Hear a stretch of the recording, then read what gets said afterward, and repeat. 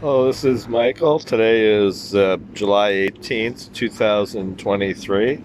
This is one of the first times I'm recording with my Chinese Huawei phone, with my Chinese phone number, and I wanted to put something on here. I have channels where you can look stuff up at TikTok and YouTube. This is from 50 years ago.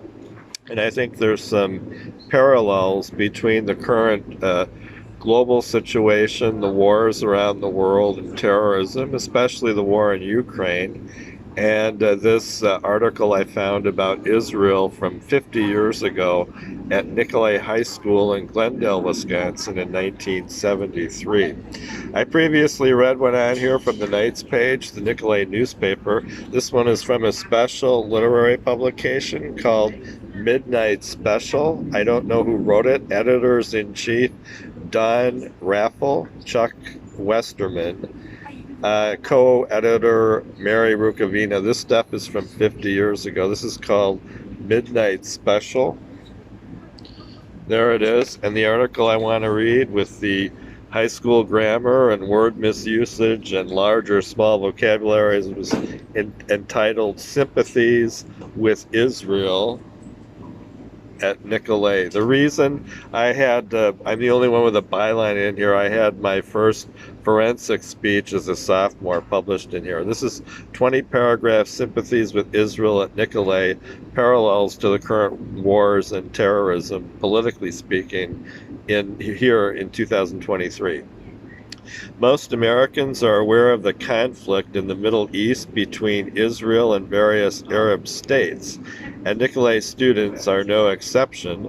Most Americans have varying opinions as to which side they support, and when U.S. military men should become involved in the conflict. And here again, Nicolay students are no exception. That's the first paragraph. I did not write this one, is why I named the publication, and this is at a coffee shop here in Nanshan, Sheko, Shenzhen, Guangdong Province, China. There it is. Paragraph 2 out of 20. Though no students interviewed support the Arab states, there are students that support neither side, and those that support Israel give various reasons for their support. A neutral junior says, quote, I don't support either side. I'm not Jewish and I'm not Arabian, unquote. While a lack of ethnic ties is the basis for this junior's decision, the strength of those ties is the basis for junior Tom Arnold's support for Israel. He states simply, quote, quotation marks, I support Israel because I'm Jewish, unquote. Moral values also enter into some students' support for Israel.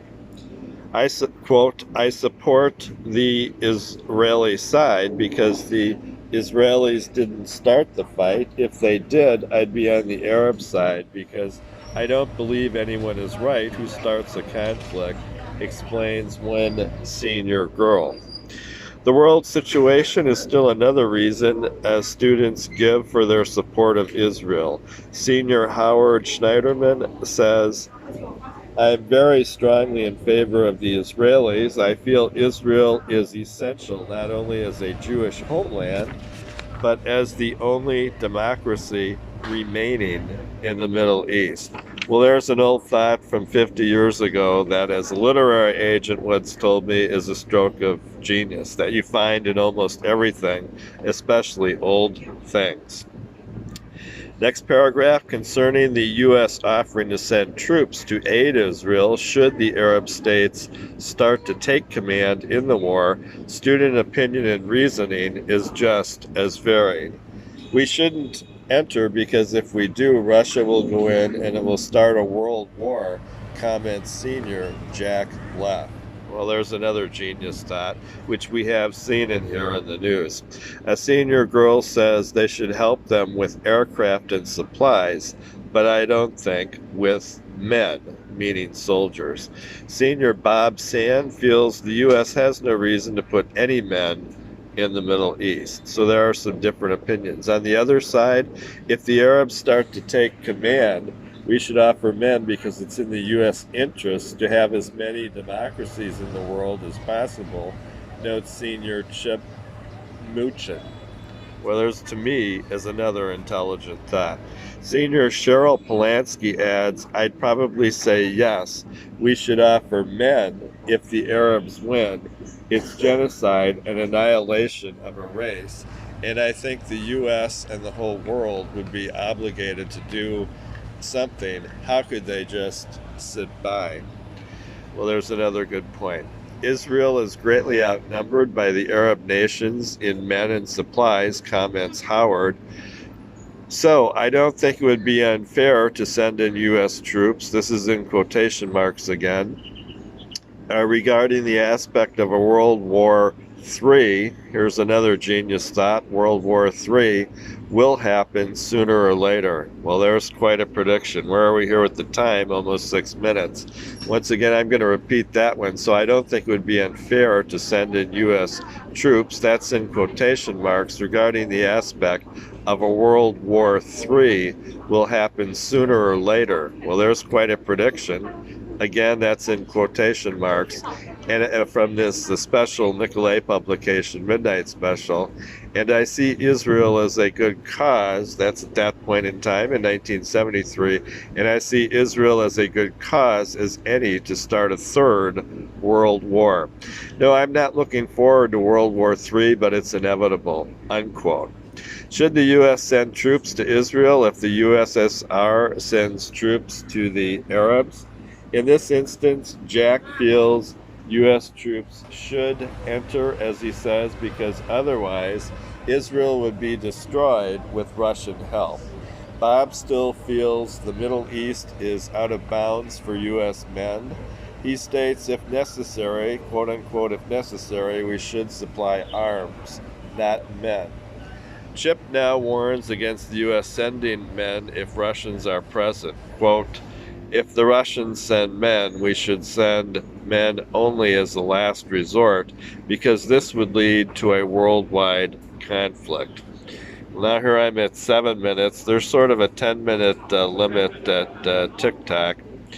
As I say, I post these. I appreciate you looking around for them. I post these at TikTok and YouTube. And if I find other places, if I ever get a website and get a salary, I'll certainly let you know. Now, to give you a flavor for the times here, this is way back in 1973 when I was a sophomore.